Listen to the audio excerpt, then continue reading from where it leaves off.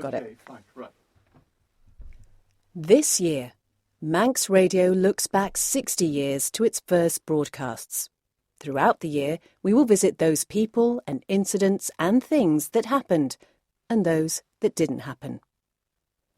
But today, John Moss goes back to the gestation of the nation station.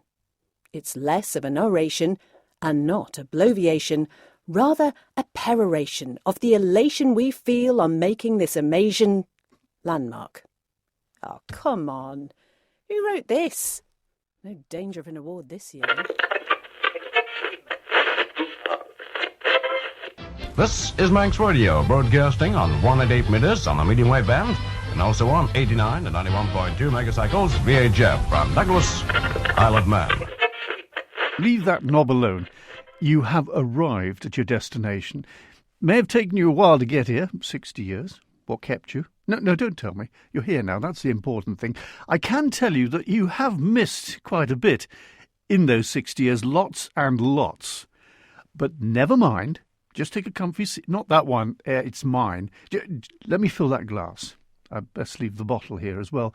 And to quote Max Bygraves, I want to tell you a story. It takes in a lot of people. A lot of things have happened in this story. Lots and lots of people have taken part. Let's go back, not to 1964, but further back than that. Yes, OK, 64 was when the Manx governor told what was initially, because of the small transmitter that had to be used, a modest audience. Happy listening to you all. That was Sir Ronald Garvey, a bright spark who really got things going. He was the governor and he helped set up a radio station in Fiji when he was governor there. So when he arrived here, he knew his amplitude modulated from his vacuum tube. And here he was on another island with palm trees, with sun-kissed beaches, with dusky maidens, ripped bronzed beach hunks. Sir Ronald was someone who ranks alongside the likes of Governor Henry Locke as enormously influential in the development of this island, in tax terms in particular. But a year after he arrived, in 1959 he authorised the establishment of Radio Manx Limited, so the die was cast. But no, hold on, it was a considerable struggle. It was much earlier, though, that a cautious political toe had been gingerly put into Manx waters. In 1922, that's the same year as the British Broadcasting Company then was established, and MHK Harry Cowen had argued in Tynwald the case for a Manx independent radio station, probably because he'd heard about this BBC. Now, because of an agreement, the island needed a licence to be granted by the UK Postmaster General. Quite a few of the members glanced nervously in the direction of Whitehall and bravely decided against prodding the British bear. But that nervousness didn't apply to one Charles Carouge. But more about him in a moment. A bit of background. While these days we're swamped with a choice of pop music stations, in the early 60s young people were somewhat restricted. There was Radio Luxembourg.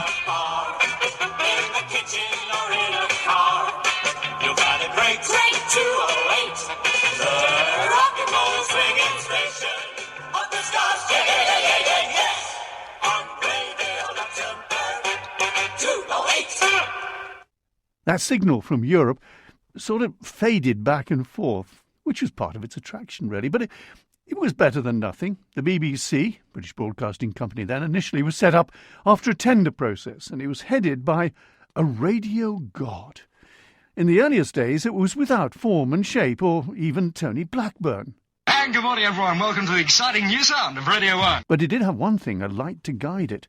The light's name was John Reith, later to be Lord Reith. He was a 37-year-old Scottish engineer and devout Calvinist. He wasn't lacking in confidence, which perhaps was needed when you're midwife to an institution. I want to take you right on now. We started with your applying for the job at the British Broadcasting Company, and I now want to ask you about your time at the company and later the corporation. Looking back all these years later at the work of constructing the BBC, because, I mean, that's what you did, are you conscious of having made any substantial error of judgment or mistake in the edifice which you erected? No. Lord Reith's vision for the BBC was that it should be available for everyone, should maintain high standards, should operate as a monopoly, be funded by a licence fee, and remain independent of political and commercial pressures. Not a bad list, really. Of course, during the war years, the BBC built a reputation as the place to go to for an objective view of events, although, of course, occasionally it was more an allied objective view of events. Its presenters had voices that were designed to be recognisable, indeed household names. This is London. London calling in the home, overseas and European services of the BBC and through United Nations Radio Mediterranean. And this is John Snagg speaking. But this isn't about the BBC, it's about Manx Radio. What prompted the setting up of a studio inside a caravan on a windy signpost corner? I was hoping you'd ask that.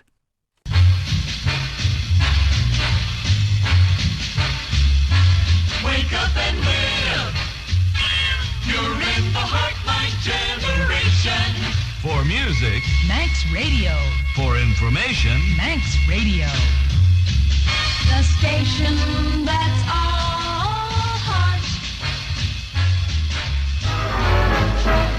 And hi there, a very good morning indeed from yours truly, Peter Neal. Welcome to Sunday morning Songtime. The time on the chime, it's 11 o'clock. One of the voices that became household items across the island over the years, Peter Neal. But for the island to get its own radio station, it needed several things. The ability, the know-how to actually put together the transmitters. And, of course, staff needed to run such a body. And perhaps more importantly, initially, permissions required from the UK to be allowed to broadcast. Harold, known as T.H. Kilburn, was a businessman who had seen the potential of the television business and also the gap in the market that existed in pop music broadcast for young people. How about, he suggested, a radio station based in the island which could transmit across the UK? Well, Westminster wasn't enamoured with this idea. Luckily, the Manx had a redoubtable senior politician in the form of Charles Carrouche, a real war leader. He constantly battled, to quote Derek Winterbottom's A Nation's Station, for the island to free itself from political control of Westminster as much as possible. There followed a series of meetings with the UK over what was and wasn't possible in broadcast terms. And these heads-to-heads became quite acrimonious at times. The UK didn't want the BBC monopoly for broadcasting in the UK to be broken. So, no, the island couldn't broadcast into the UK. Any transmissions, they said, should peter out at the Manx coastline. However, the Manx hoped that once their station was up and running, it might just with a following wind reach parts of the UK. The limited transmitters on offer led to the disgruntled original team of directors voting no. The Manx government then turned to the company Pi. Early in 1964, John Grierson was appointed general manager of the putative national station. Really, we were in a caravan. We had the transmitter, the radio station, the office, the loo, the kitchen, everything in this one caravan supplied by then Pi of Cambridge. It was very basic stuff indeed. This is John Grierson talking to you from our studio on the Ballacurry estate in Ongan, Isle of Man. May we have your attention, please? This station, although it's been engaged in the past 5 months in bringing to the island the beginnings of its own radio service, has not yet been declared officially open. It's my great pleasure and privilege to call upon His Excellency, the Lieutenant Governor of the Isle of Man, to open your station, Manx Radio. Sir Ronald Garvey. The appointment of the Isle of Man Broadcasting Company to operate Manx Radio and provide listeners on the island with their own local broadcasting service. You must all know that for many years the government has been trying to arrange for a service of this nature. Many difficulties have had to be overcome to allow the service to start even now, and further difficulties have yet to be dealt with. However, a license for a medium wave length has now been issued by the Postmaster General, in addition to the license for VHF broadcasting issued last June, and this makes the service available to more listeners than was the case up to a month ago. Unfortunately, the wavelength, which has been allocated, 188 meters, is right at the end of the band, and quite a high proportion of sets are unable to tune into it. We have therefore requested Her Majesty's Government to give urgent consideration to the allocation of a more easily tuned wavelength, at least during daylight hours, and we are hopeful that before long this request will be granted. Another difficulty at present is that the programs cannot be heard properly on the medium wave band, except within a few miles of Douglas. However, now that the agreement with the Isle of Man Broadcasting Company has been approved by Tynwald, the company can start on the work of installing special aerials so that the programs will, as far as the conditions of the Post Office licence allow, be heard all over the island. This work may take 2 or 3 months, and it will cost a good deal of money. But there should be a big improvement once it is completed. Another handicap for the service at the moment is that Manx Radio is only allowed by the manufacturers of gramophone records in England to use a very small proportion of English-produced gramophone records in its programs. This limits, to some extent, the variety of music broadcast, but all possible efforts are being made to obtain permission for a wider use of these gramophone records, and it is hoped that in the new year the situation will improve. Now, I tell you all this so that you may know some of the obstacles which have to be surmounted before Manx Radio can give you the full service they intend to provide. Meanwhile, every effort is being made to give you all the best service possible in the circumstances, and, in addition to providing you with a full program of entertainment, to keep you fully informed of all the activities in the life of our island. After the many years spent in endeavouring to arrange for the Isle of Man to have its own broadcasting service, I am very happy today to be able formally to declare Manx Radio open, and, using the station's own slogan, to say, happy listening to you all. It happened in the Isle of Man because we, that is to say my stepfather Dick Mayer and myself, together with others, decided that we wanted to do a demonstration of what proper local, British local radio could sound like. Because anybody in government at that time, you just mentioned the word commercial radio to them, and what they thought they were going to hear was American. And we had to demonstrate to them that it was not going to be like that. So we got going with the first ever truly local station.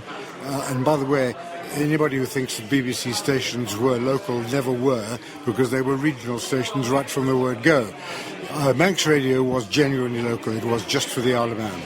What about the programming in those early days? Awful.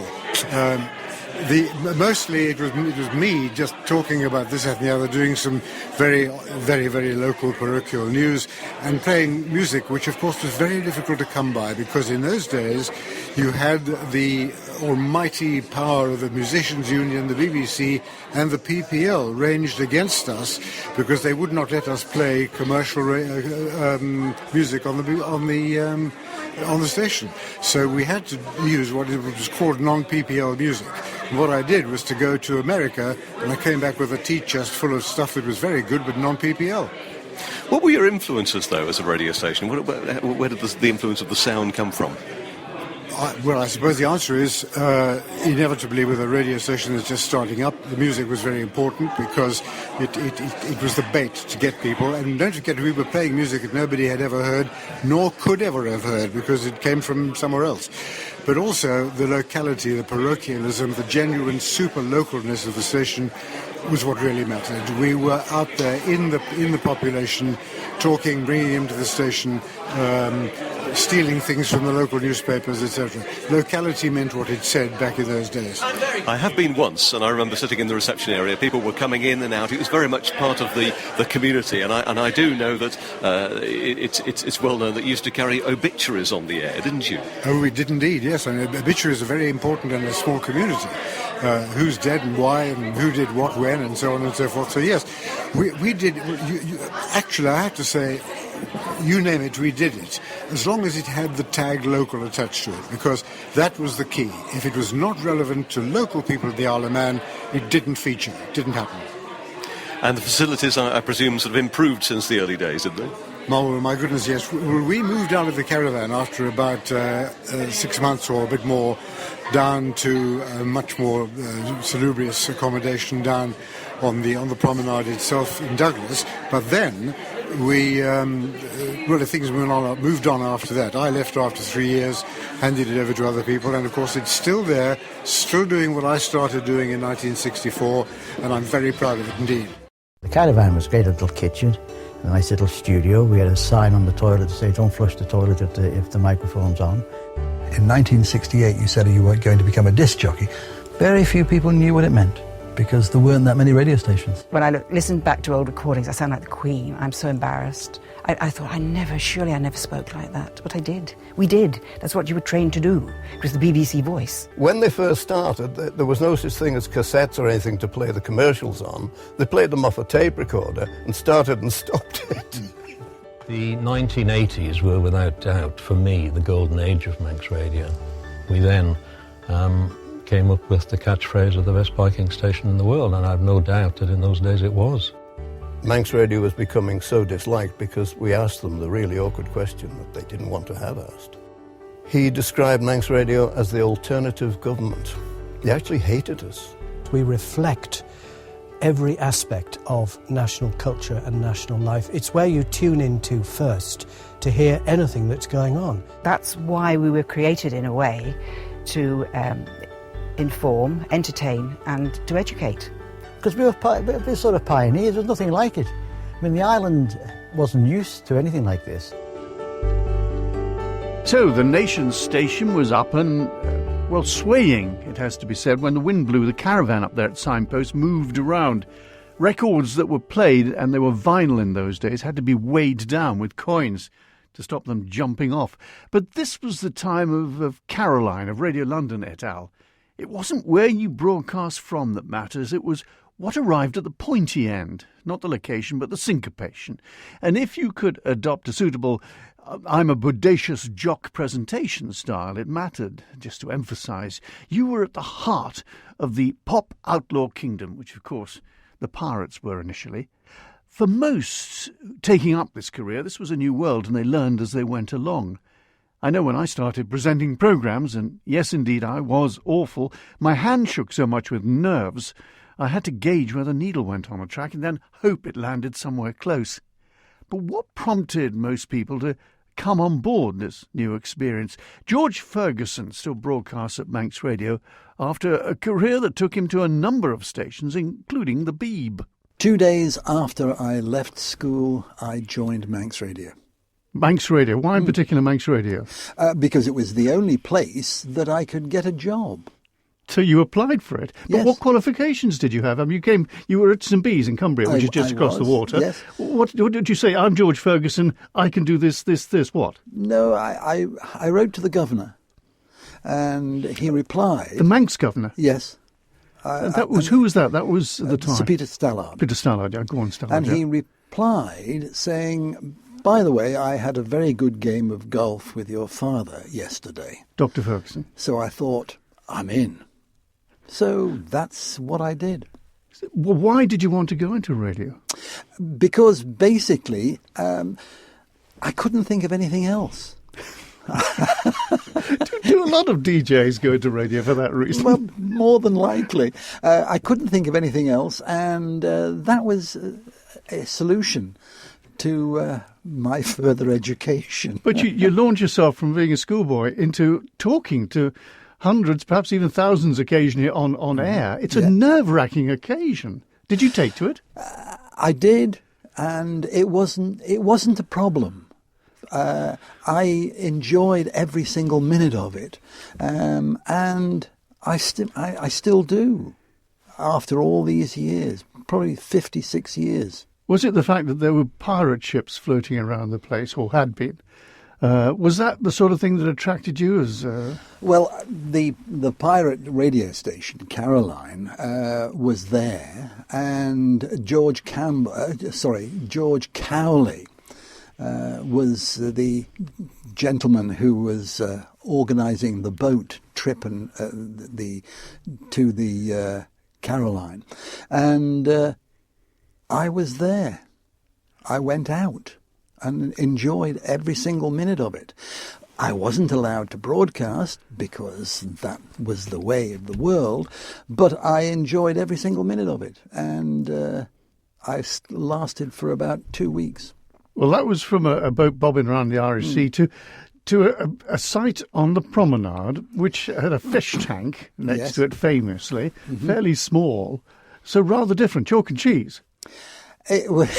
Yes, it was chalk and cheese, but it was a treat, and not only that, but there were only 15 staff, and when I came in, I used to have to turn the transmitter on, etc., and I thoroughly enjoyed it. It was a way of life. These days, all the records are programmed, the music's programmed, the adverts are programmed.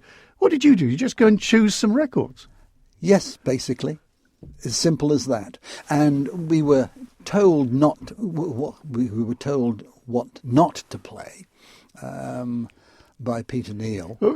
Give us some, for instances, what not to play.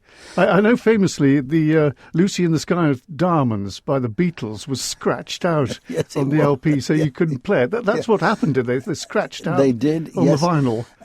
It was a strange game in so many ways. Probably the song that springs to mind was Night Owl by Jerry Rafferty. Jerry Rafferty. And that was particularly persona non grata.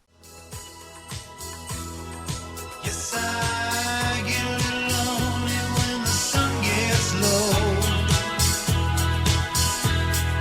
And I end up looking for somewhere to go. Yes, I should know better, but I can't say no. Oh, no, no, no. No, no. No,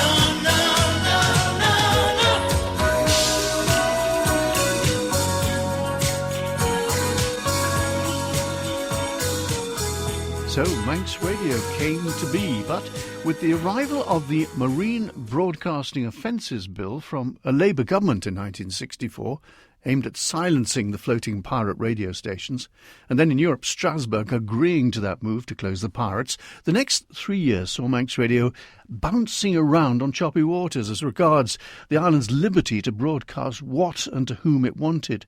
At one stage, when the House of Keys refused to accept the Marine Offences Bill, the UK government threatened to impose it upon the Manx. So very early on in its existence, Manx Radio witnessed a constitutional crisis between us and them.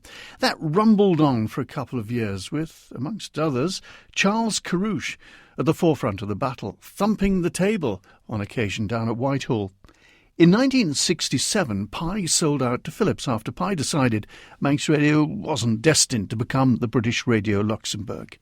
It was proposed that the Manx government should buy out Pi, and after a lengthy debate, they voted to do just that, so Manx Radio passed into Manx government ownership. Initially, the idea seems to have been that the island could cash in terms of profit and publicity by having a radio station. Indeed, when Caroline North was parked off Ramsey, the lenient eye the Manx government turned to the pirates, allowing them, for instance, to be supplied from Ramsey, resulted in the pirates constantly referring, under orders of their owner, to the glorious weather the island was enjoying. It seemed to listeners, to Caroline, the island enjoyed a near Mediterranean climate at all times, which for those considering a Manx vacation was very useful to the tourism department. Manx Radio, the early years when, in Derek Winterbottom's words, the diet was mostly light music and news. Its style and content has altered, of course, over the decades, as management looked at and then tweaked the offering, sometimes successfully, sometimes not so successfully. Some examples of early content in a moment. With 60 years of broadcasting now achieved, and despite constant, and there have been over a dozen reports produced and talked over into Manx Radio's future, and indeed its past, the broadcaster still broadcasts. Its style and content has altered over the decades as management looked at and then tweaked the offering. But let's try this simple question. What's Manx Radio for? Entertainment? News? Information? Or is the Matrix a combination of that? Radio's 1, possibly not these days. Radio 2, likely. Radio 3, there is a classic programme on Manx Radio. And speech, there is quite a bit of speech. Indeed, the station is obliged, under the terms of its operation, to produce a good percentage of speech programmes. Current managing director is Chris Sully. Why is Manx Radio in existence? What is its aim? What's its raison d'etre? That hasn't really changed in 60 years, John. It's about sort of holding power to account. It's about balanced and accurate reporting. It's a good and quick and easy way to get messaging and information out to the public. It's about social cohesion, if you like, community glue, bringing people together, communities together, and giving a voice to those with an alternative view. It's also got to be entertaining, hasn't it? It has, John. Absolutely. At the very centre of it, you know, there are some folk who think that you could you can have something that steps up to the mark as a public service broadcaster when it's needed. Some people said, so something like COVID will start a public service broadcaster and then we'll stop doing it and stop spending money on it in between. The comparison I would make is something like the fire service. If you're lucky, if you're a firefighter and you're going in on a shift, hopefully most nights you won't be called out. When you are called out, when you're needed, that's when it comes into effect. And you can't step something like Manx Radio or a public service media organisation up from scratch in no time at all. Where does the experience come from? Where do you find the journalists? So you have to keep up to date with the audience. I mean, there's an audience out there and you can't afford to sort of lose them all. You need them out there. So you have to keep up to date, if I can put it that way. Yeah, very much so. And you know, so if you look at what Manx Radio was in its early days, back in 1964, and even the late 60s, the early 70s, compared to what it is now. It sort of ate the BBC in those days. Light music and some news. That's basically what it went for. And I remember listening to a recording of Manx Radio from around about probably the early 80s even, and it was terribly, terribly posh, and absolutely everything was enunciated in the correct fashion. And the music was, as you say, it was very easy on the ear, shall we say. That wouldn't really work in 2024. It's interesting you say that in those days the presenters were a race apart. These days the demand basically is the people who you hear on the radio are like you and I. Very much so. And maybe we're not the best examples, but yeah, exactly. But the people want to hear real people. And I think, you know, sharing experiences. At the end of the day, we live in the community on the Isle of Man. We are members of that same community. We have the same concerns. We have different concerns to some, same as others. Everybody's subject to the same, the cost of living crisis, the other bits and pieces that go on, community cohesion, bringing that stuff together. I want to hear the same stuff. I want to hear on Manx Radio and in the newspapers and elsewhere things that reflect the lives we live. And you have to be conscious, and your management board has to be conscious. There's competition out there these days. Massive competition. And not just from things like the newspapers and from 3FM and from Energy and from online stations, but also the biggest change I would contest probably from the 1960s is social media, which is a brilliant thing, but also quite a difficult thing to counter. Let's take a situation. Interestingly, your phone was just going there. Was going there. Which illustrates how constantly social media is. Social media is, and the phones and whatever else. If something happens in Strand Street now, immediately people will put stuff on social media. Other people then speculate, I've heard it's this, I've heard that, somebody told me this. Great, people will talk. Back in 1964, 69, 73... that would have been pub conversations. It would have been, I've heard this, I've heard that. The danger we have now, not just competition with other organisations, is that because we can't just go on air or online and say, we've heard this has happened in Strand Street and we've heard that somebody with a weapon has done this and whatever else. We have to verify. That hasn't changed. In 60 years, that hasn't changed. And it can't change. We've got to verify. We've got to be a reliable source. And that slows things down. people. It's all over social media these days. Before, what's the old phrase that the a lie is halfway around the world before the truth has got its boots on. And that's really sort of the case now with social media. The problem with that is that people then say, well, you're very slow to react to things, but we can't afford to be sort of working on supposition and guessing. Does that mean we'll never get things wrong? No, of course it doesn't. We're human. And sometimes, even when we verify and what was given to us as a reliable source, sometimes we'll be wrong. That happens. When that happens, we'll do the right thing to correct it. One other point, obviously, with social media, everything's in easily digestible chunks these days. Years ago, a longer programme, which people sat down in their armchairs and listened to, was much more acceptable than it is these days. These days, everything has to be compressed. You're right, and I think that's probably just the pace of life. You mentioned a few moments ago my phone ringing. We are living busy lives. The distractions are there. We still have things like Perspective on a Sunday, which is an hour-long listen.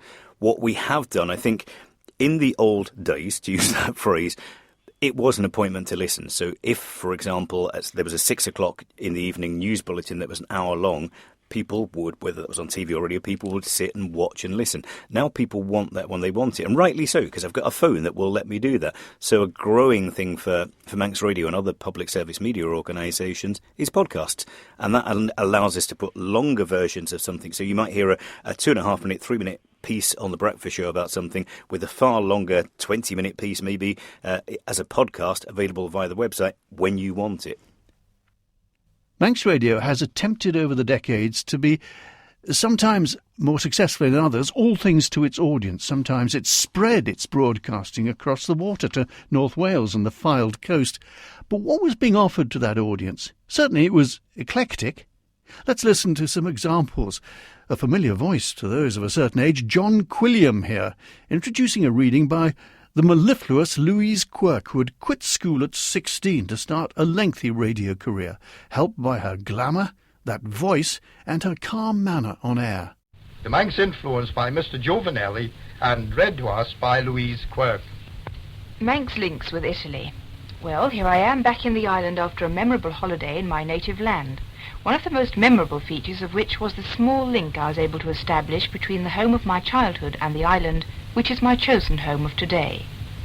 Through a plaque commemorating that visit, made in Manx granite by Mr. Black of Onken, bearing a brass one of the 3 legs, the Manx coat of arms made by Mr. Angus MacLeod of Castletown, has been affixed to the wall of Lentella Castle, and will remain there forever, or at any rate as long as the castle exists. And it has already withstood the ravages of time for quite a few centuries. I hope this will be only one of the many ways in which I shall try to make this island better known and appreciated on the continent, especially in Italy, for parts of Italy, notably my own ancestral province of Abruzzi, share Gaelic origins with Ellen Vannin. Hi there, people. This is Guy Blackmore saying welcome aboard the Sugus Globe Probe. Every Tuesday at 5 o'clock, the Mystic Probe settles on the pop music charts of 2 countries, somewhere in the world. And this time, first time, Belgium. And then we've got a taped message from the boss of Britain's only commercial radio station. And finally to the home of Mardi Gras, Brazil. But first, friends, get ready for this. Open your mouth and shut your eyes, and right away you'll recognize Sugus, 'cause they're the fruitiest. We're back on board the Globe Probe, this time heading up to the Isle of Man in the Irish Sea, where we've got for you a message on tape from Peter Neal, who is the manager of the station, and he's got another hobby. Listen to this.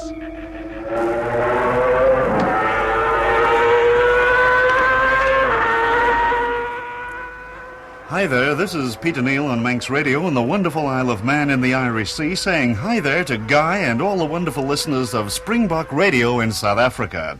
Well, I'm sitting at the moment in one of my favourite vantage points, the commentary box at the TT Grandstand, start of the world-famous TT races. And it's from here that I direct the Manx Radio commentaries live every year on these thrilling races. Now, many of you will have heard about these races and the renowned 37 3/4 mile circuit, believed to be one of the toughest in the world, and over the years I've certainly seen some splendid sights, and some of the world's top riders fighting it out for coveted honours. One of the most famous riders was in fact a South African, Jim Redman, who for 3 years running won both the 250 and 350cc events just a few years ago. And not only was he a great rider, he proved himself a wonderful sportsman too.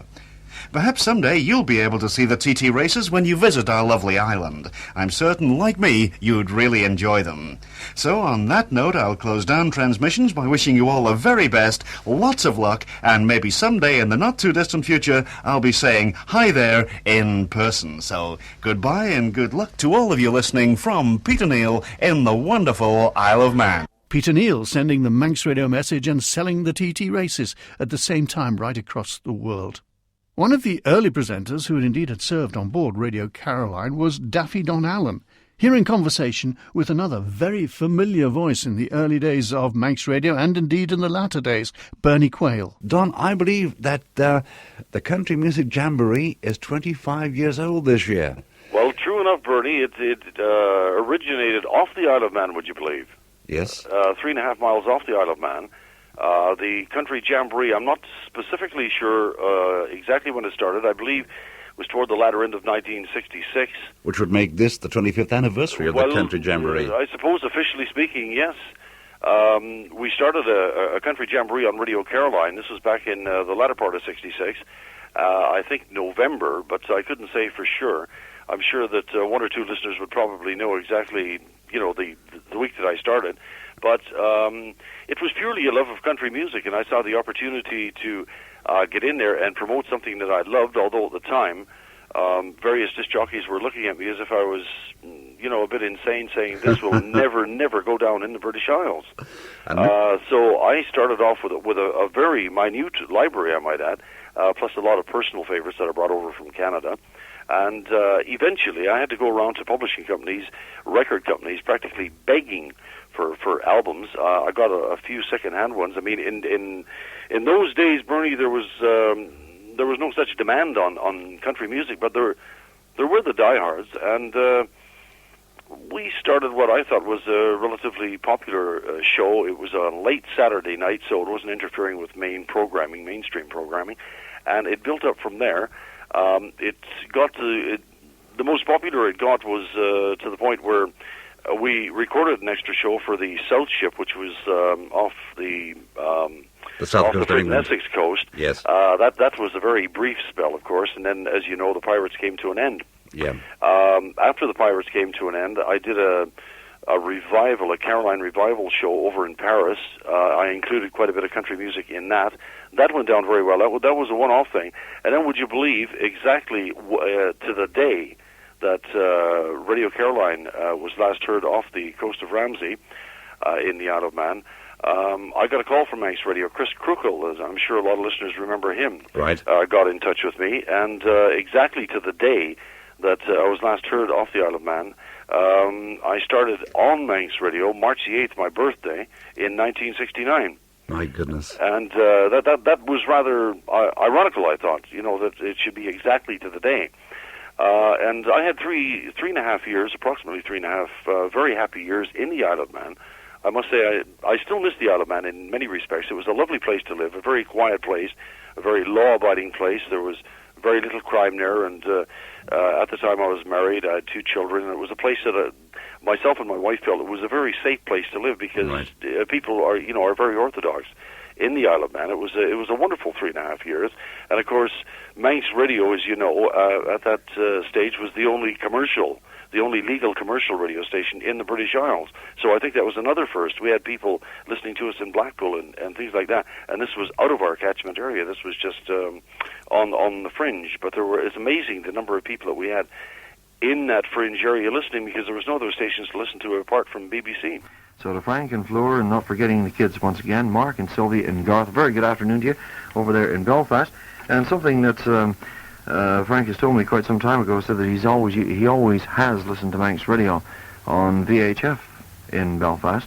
And he says, P.S. here, I've even received your transmitter that serves Douglas on 91.2, but this was very weak. Well, you must have a powerful radio receiver. Anyway, Frank, we'll see what we can do about digging out that 4 in the morning record. I don't even know where it is in the charts this week. If you can just bear with me, we'll get the charts down here in front of us. I know last week it was number 29. However, it's not this week. We have Vincent by Don McLean at number 29. Hey, it's going up. It's number 24 this week. Fair and Young's 4 in the Morning is still climbing. Last week it was number 29. The week before that it was 39. And this week it's number 24. And we'll just have a quick look here. No, somebody's taken it out of the rack there, so it's quite popular with not only me, but almost everybody else here at the station. Anyway, I think what we'll do is, just by chance, we'll put this Lester Flatt and Mac Wiseman album away and take out this Johnny Cash with June Carter, in which she teams up with him on each and every one of these tracks, it seems, bar one or two. And we'll see what this album sounds like. Released on the Headliner Harmony series, and it's in stereo. So I think what we're going to do here is hear their rendition of a tune called Orange Blossom Special, and I'm not too sure whether or not June's on this. Hey, look yonder coming down that railroad track. Hey, look yonder coming. The dangers of relying on others to return things, like records. Well, so far it's been a case of about how Manx Radio started and why it's still here after 60 years, which in radio terms, local radio terms, is an extraordinary long time. Well, let's just move slightly to one side for a moment and give you out there something to think about. Over the decades, many household names have come to the island to make personal appearances and this and that, and when they do, the media over here tend to leap upon them like pouncing pumas. Well, Manx cats, anyway. But unlike the Manx moggy, these people bring their tales with them and are ready to share them with audiences and with radio people as well. Here's a quartet of personalities from the last few decades who you may recognise. See if you can name them. The first one, well, you might need a clue. How about he once had a funky moped? I mean, I'd never been to the Isle of Man before, and I flew and it was winter, so it wasn't the best time to see it. But I remember it being an extremely successful evening. I remember having a great time, and the audience very, very friendly, very relaxed. And I remember there must have been about 30 or 40 Scotsmen in, and I thought I was going to get a hard time. Far from it. They were great fun. You probably know yourself on a smaller scale, Sarah, because you are on the fringes of the entertainment world, what it is like to be concentrating, giving and sharing so much of yourself as we have to do with the public, and at the same time having personal worries. I remember, really, as a young girl... If I could bring the interview back... To my bedside book. I don't really want to promote that book, darlings, because the publishers can't print enough of them as it is. First of all, there's the extraordinary quality of loyalty in the British public, of loyalty to an idea, to a concept. Once you've given them something they like and repeated it, and you have repelled all people who don't like it, because you've been running the series long enough. Generation Game is another example, where nobody watched the Generation Game unless they liked Bruce Forsyth. I mean, by that time he'd repelled all hostile borders. You knew where he lived. You didn't tune in at that time if you didn't like him. So replacing him with Larry Grayson, while it was a bold move, which was partially successful, nevertheless, after a while, people said, no, it's not the same. Man, nice to see you back in the island again. Thank you. Bit different from Detroit or even Essex, I guess. What, the Isle of Man? Yeah. I guess so, yeah. It's nice here, though. Do you sort of identify yourself with the biker image at all? Yes, I guess so. With the leather and the rock and roll and the I'm trying to think of a nice word for it. Oomph. Let's just run down the list. Jasper Carrott, memories of appearing at the Falcon Cliff in Douglas. Dame Edna Everidge, Bob Monkhouse, and our rock correspondent, the lovely David Callister, leaving his usual area of operations to interview Susie Quattro. Of course, through those 60 years, the music played altered quite considerably. Oh, my old man's a dustman, he wears a dustman's hat.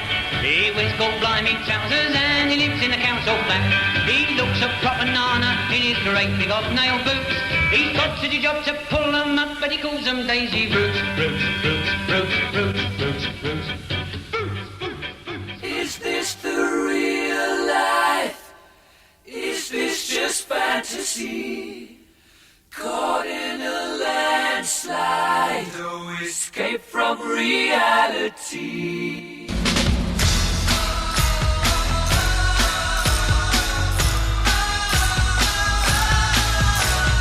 Uptown girl, she's been living in her uptown world.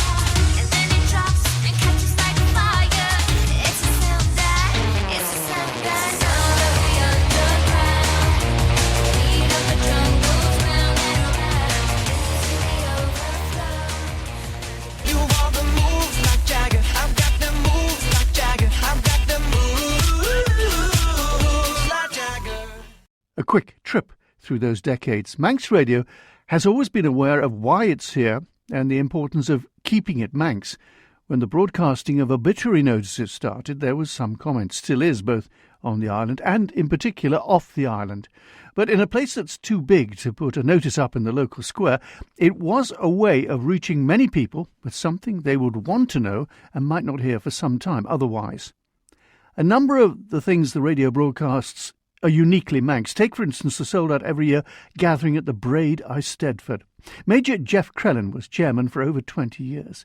He told the moving story of the Ronagh treacle mines. The parish of Arbury is in shape rather like the island, being rather long than wide, tapering at its southern and northern ends. Towards the northern extremity between Ballarock and Ronagh is that group of ruined buildings known as the Old Ronagh Mine, and April the 1st this year marks the 95th anniversary of its closure.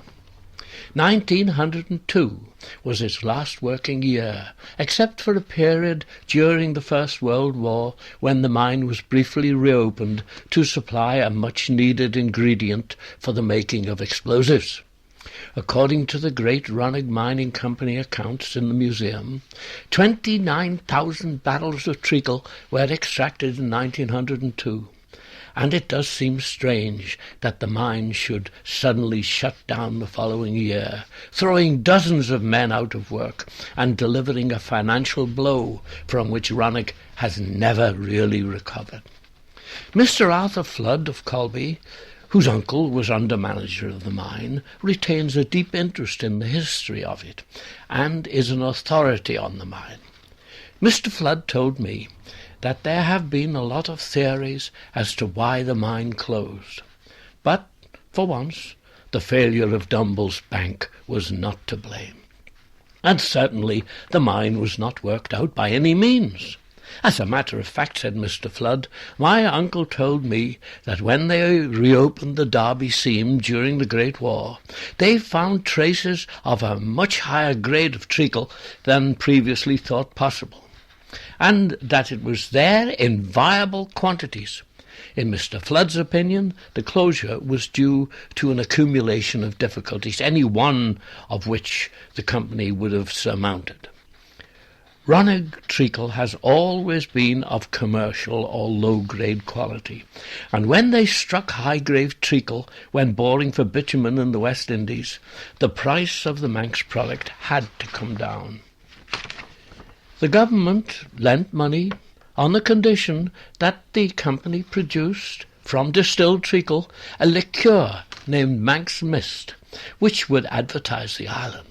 A lot of money was spent on production, and the liqueur was widely advertised for making Manx coffee. But the locals, instead of using cream, used buttermilk, which gave it an odd taste, although, as they said, it was a lot cheaper. And gradually it disappeared from the market. An interesting point is that a law passed at that time is still in existence, making it an offence to distill spirit privately from raw treacle. This was necessary, as the miners were selling their homemade poteen in Manx Mist bottles to unsuspecting tourists. The government also lent money towards a scheme for converting the manager's house into a first-class hotel to catch the passing carriage trade. But this also became a loser, probably because the road had not yet been made up. Then the company tried to introduce a refinery to convert treacle into high-grade syrup, but bumped into the conservation people, who had it stopped, owing to the dangers of pollution and the seabirds becoming treacled up. This combination of circumstances brought the company to the brink, and in June 1902 they held a meeting to decide on future policy. It was one of the hottest Junes for decades, day after day of unclouded sunshine, and by the 12th the waste treacle inherent in the slag became unstable and started to run downhill. By 4 o'clock it had reached a row of miners' cottages named Mafeking Terrace. It burst in through the back doors and downstairs windows, trapping Mr. Flood's aunt, Mrs. Dora Flood, who was taking a bath in the kitchen of number 3. At this point, however, it is my duty to report that sadly insular industrial archaeology suffered a severe blow by the loss of the documented conclusion to this very important piece of Southside history. But it is of some comfort to report that Dora Flood did survive the Mafeking terrorist disaster and emigrated to the United States in America, where in Monterey, California, she opened a charitable haven for lonely seamen, known as the Bear Flag Restaurant, graphically documented by American historian John Steinbeck, who also published a fascinating and revealing monograph on Cancer Pagurus marinal insularis, the Manx crab, well known to us all. Over the next 12 months on Manx Radio, in digestible chunks, as is now the modern fashion, what we saw, what we said, and how we told you about it. And to finish this programme with where we started. Happy listening to you all.